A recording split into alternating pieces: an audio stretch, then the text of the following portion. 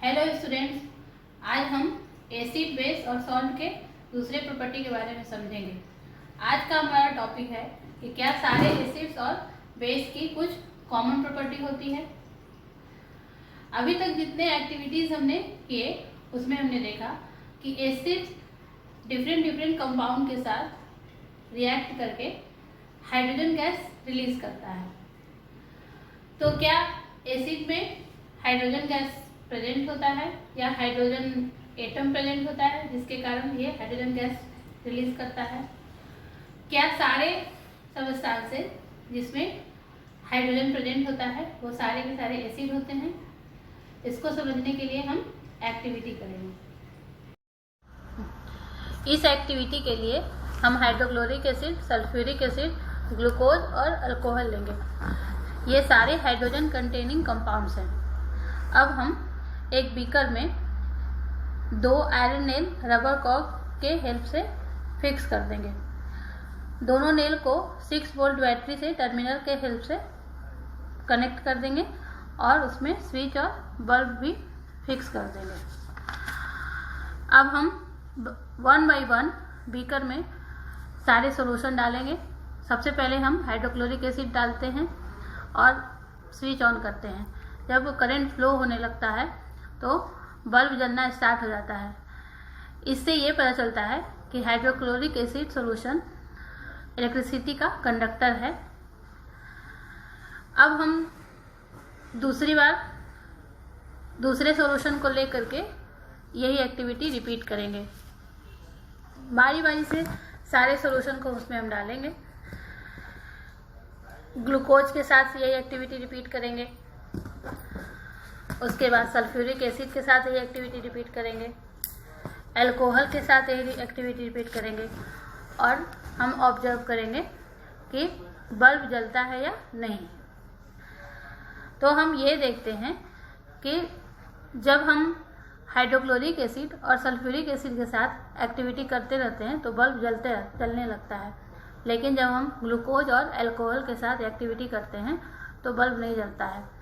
इससे ये पता चलता है कि हाइड्रोक्लोरिक एसिड और सल्फ्यूरिक एसिड इलेक्ट्रिसिटी का कंडक्टर है, लेकिन ग्लूकोज और अल्कोहल इलेक्ट्रिसिटी का कंडक्टर नहीं है। ऐसा क्यों होता है? ऐसा इसलिए होता है कि एसिड्स में हाइड्रोजन आयन प्रेजेंट होता है जो इलेक्ट्रिसिटी को फ्लो करने में हेल्प करता है। इलेक्ट्रिसिटी को फ्लो करने में वही रिस्पॉन्सिबल होता है और यही हाइड्रोजन आयन एसिडिक प्रॉपर्टी को भी शो करता है। अल्कोहल और ग्लूकोज में हाइड्रोजन भले ही प्रेजेंट है पर हाइड्रोजन आयन का फॉर्मेशन नहीं होता है, इसीलिए उसमें से इलेक्ट्रिसिटी फ्लो नहीं होता है और वो भी एसिडिक प्रॉपर्टी नहीं रखता है। इसलिए सारे सब्सटेंसेस जिसमें हाइड्रोजन प्रेजेंट है वह सारे एसिड नहीं होते हैं, बल्कि जिसमें हाइड्रोजन आयन का फॉर्मेशन होता है सिर्फ वही एसिड होते हैं। ये पढ़ना है कि जब किसी एसिड या बेस को वाटर सॉल्यूशन में मिक्स करते हैं तो क्या होता है। क्या एसिड की एसिडिक प्रॉपर्टी उसके एक सॉल्यूशन में ही शो होता है या विदाउट वाटर भी एसिड अपना एसिडिक प्रॉपर्टी शो करता है?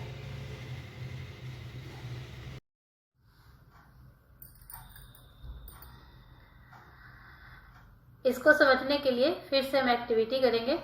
इसके लिए एक टेस्ट ट्यूब में 1 ग्राम सॉलिड सोडियम क्लोराइड लेते हैं और उसमें थोड़ा कॉन्सेंट्रेटेड सल्फ्यूरिक एसिड बहुत ही केयरफुली मिक्स करते हैं।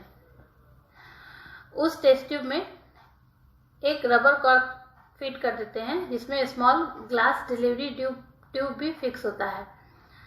अब सल्फ्यूरिक एसिड और सोडियम क्लोराइड के बीच में जब रिएक्शन होता है तो हाइड्रोजन क्लोराइड गैस रिलीज होता है।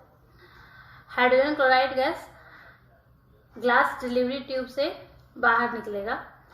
वहाँ पे हम ड्राई ब्लू लिटमस पेपर रखते हैं तो देखते हैं कि ड्राई ब्लू लिटमस पेपर के कलर में कोई चेंज नहीं हुआ।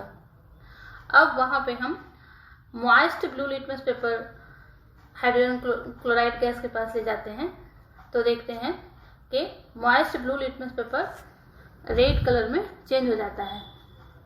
इससे हमें क्या समझ में आता है? इससे ये समझ में आता है कि hydrogen chloride without moisture acidic property show नहीं करता है, लेकिन जब वो मॉइस्ट ब्लू लिटमस पेपर के कांटेक्ट में आता है तो एसिडिक प्रॉपर्टी शो करता है और ब्लू लिटमस पेपर को रेड कलर में टर्न कर देता है।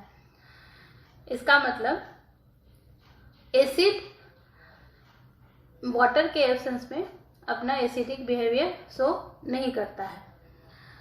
ऐसा इसलिए होता है कि जब वाटर HCl के कांटेक्ट में आता है तो हाइड्रोनियम आयन का फॉर्मेशन होता है। उस हाइड्रोनियम आयन में से हाइड्रोजन आयन सेपरेट होता है और ये हाइड्रोजन आयन ही उसके एसिडिक प्रॉपर्टी को कंटिन्यू रखता है। जब किसी एसिड को वाटर में मिक्स करते हैं तो हाइड्रोजन आयन रिलीज होता है, पर क्या होता है जब किसी बेस को वाटर में डिजॉल्व करते हैं? जब किसी बेस को वाटर में डिजॉल्व करते हैं तो हाइड्रोक्साइड आयन का फॉर्मेशन होता है। हम देख सकते हैं कि सोडियम हाइड्रोक्साइड को वाटर में मिक्स कर रहे हैं तो सोडियम आयन और हाइड्रोक्साइड आयन का फॉर्मेशन हो रहा है। वैसे ही पोटेशियम हाइड्रोक्साइड को वाटर में मिक्स करते हैं तो पोटेशियम आयन और हाइड्रोक्साइड आयन का फॉर्मेशन हो रहा है। मैग्नीशियम हाइड्रोक्साइड को भी वाटर में मिक्स कर रहे हैं तो मैग्नीशियम आयन और हाइड्रोक्साइड आयन का फॉर्मेशन हो रहा है। जो बेसेस जनरली वाटर में सोलुबल होते हैं उन्हें अल्कलीज कहा जाता है। अभी तक हम ये जान चुके हैं कि एसिड में हाइड्रोजन आयन और बेस में हाइड्रोक्साइड आयन होता है। तो जब एसिड और बेस एक दूसरे के साथ रिएक्ट करते हैं तो इनका हाइड्रोजन आयन और हाइड्रोक्साइड आयन एक दूसरे के साथ रिएक्ट करके वाटर बनाता है और बाकी कंपोनेंट सॉल्ट का फॉर्मेशन करते हैं। इस तरह से एसिड और बेस एक दूसरे को न्यूट्रलाइज करके सॉल्ट का फॉर्मेशन करते हैं।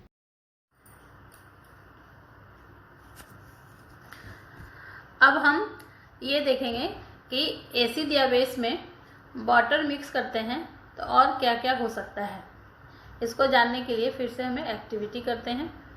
एक बीकर में 10 ml वाटर लेते हैं और उसमें थोड़ा कॉन्सेंट्रेटेड H2SO4 मिक्स करते हैं। फिर हम बेकर को टच करके देखते हैं। हम देखते हैं कि बेकर का टेम्परेचर जो है वो इंक्रीज हो गया है। उसी तरह से हम सोडियम हाइड्रोक्साइड लेकर के उसमें भी वाटर मिक्स करते हैं और देखते हैं कि बीकर का टेम्परेचर इंक्रीज हो गया है। इट मीन्स जब हम एसिड या बेस में वाटर मिक्स करते हैं तो एक्सोथर्मिक रिएक्शन होता है, जिसके कारण उनका टेम्परेचर इंक्रीज हो जाता है। उसके बाद हम ये देखते हैं कि जैसे जैसे एसिड या बेस में वाटर मिक्स करते जाते हैं वो डाइल्यूट होता जाता है। मीन्स उसमें आयंस के कॉन्सेंट्रेशन है वो चेंज होने लगता है और जब आयन का कॉन्सेंट्रेशन चेंज हो जाता है तो उस तरह के बेस या एसिड को डाइल्यूटेड एसिड या बेस कहा जाता है। हमें पता है कि एसिड में जब हम वाटर मिक्स करते हैं तो वो हाइड्रोजन आयन प्रोवाइड करता है और बेस में जब वाटर मिक्स करते हैं तो वो हाइड्रोक्साइड आयन प्रोवाइड करता है। एसिड में जितना ज़्यादा हम वाटर मिक्स करते हैं उतना ही ज़्यादा हाइड्रोजन आयन वो हमें देता है और बेस में जितना ज़्यादा वाटर मिक्स करते हैं उतना ही ज़्यादा वो हाइड्रोक्साइड आयन देता है।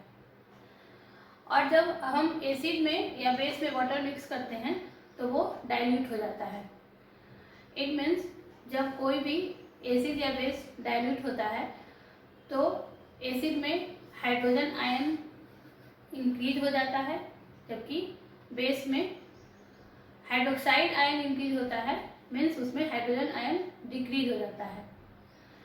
इस बेसिस पे हम एसिड या बेस को आइडेंटिफाई कर सकते हैं कि वो कितना ज़्यादा स्ट्रॉन्ग है, मीन्स उसमें एसिडिक प्रॉपर्टी कितना है या बेसिक प्रॉपर्टी कितना है।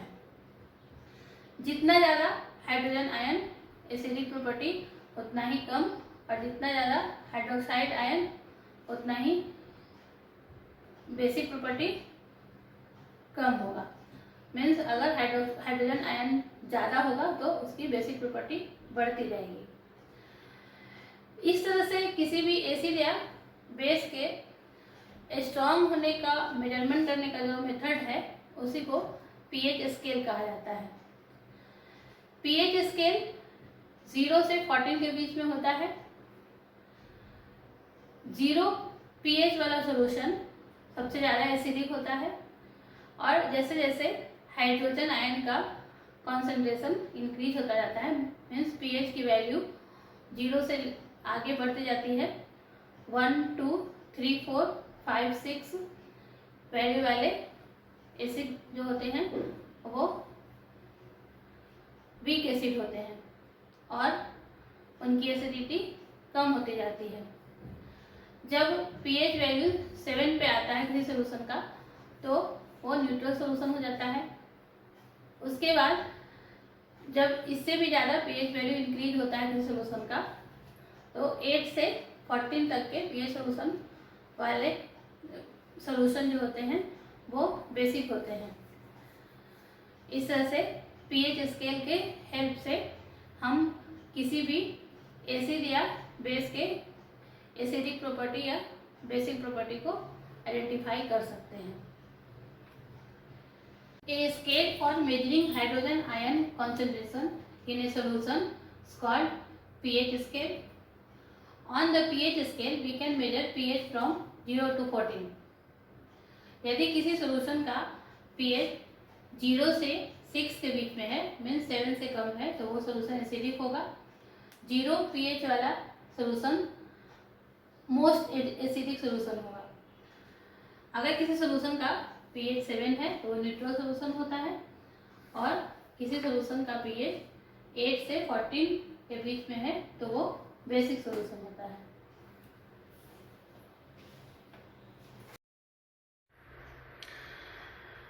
कॉमन इंडिकेटर लाइक लिटमस हमें ये बताते हैं कि कोई भी सबस्टांसेस एसिड है या बेस है, लेकिन वो इंडिकेटर हमें ये नहीं बताता कि एसिड कितना स्ट्रॉन्ग है या कितना वीक है, बेस स्ट्रॉन्ग है या वीक है। इन सब को जानने के लिए हम एक यूनिवर्सल इंडिकेटर का हेल्प लेते हैं।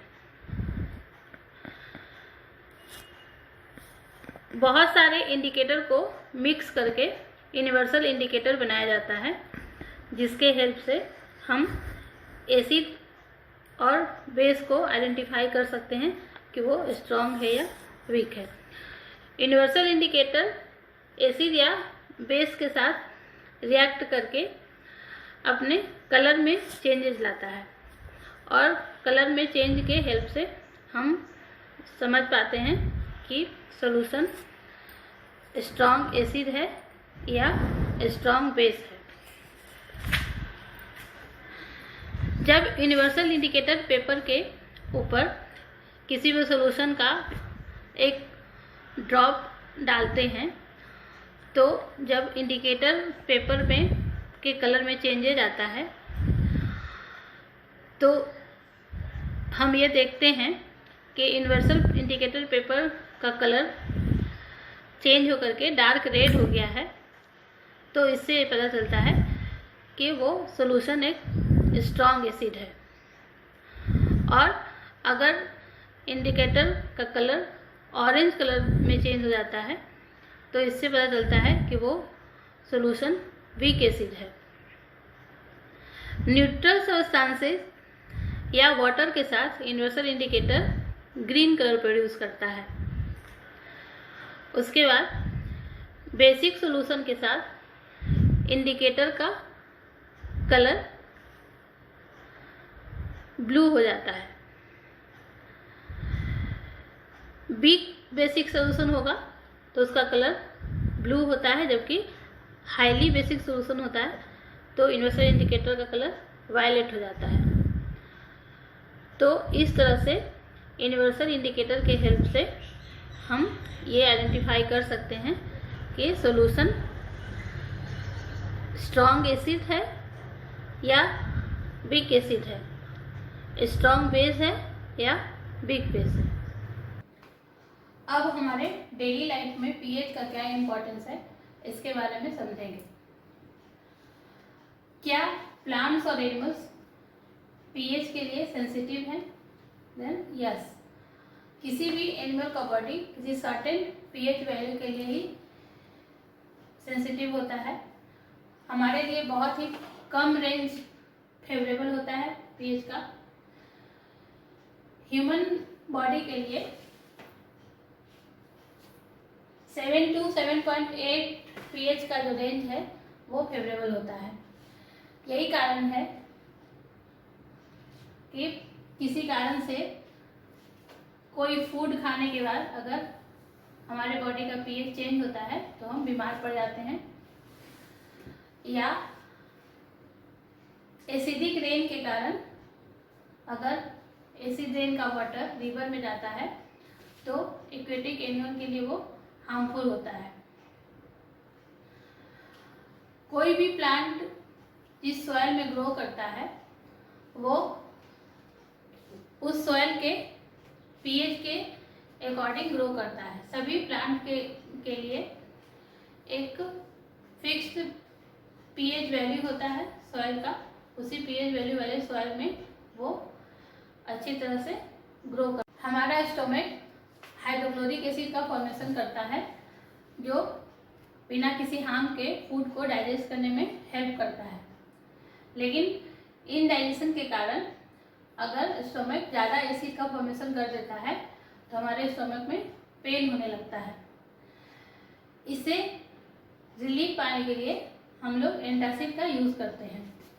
एंटासिड बेसिक सब्सटेंस होता है जो एसिड के साथ रिएक्ट करके उसको न्यूट्रलाइज कर देता है।